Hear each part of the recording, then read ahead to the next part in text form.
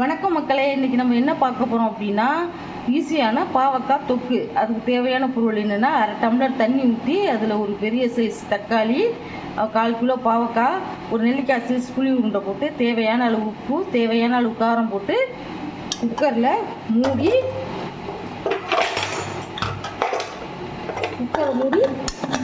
ஒரே ஒரு விசில் தான் விடணும்.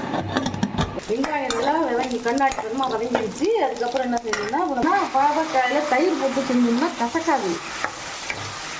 நார்மலாக சுகர் பேஷண்ட்டுக்கெலாம் அது பாவக்காய் டெய்லி சாப்பிட்றது நல்லது. நான் டெய்லி சாப்பிடுவேன்.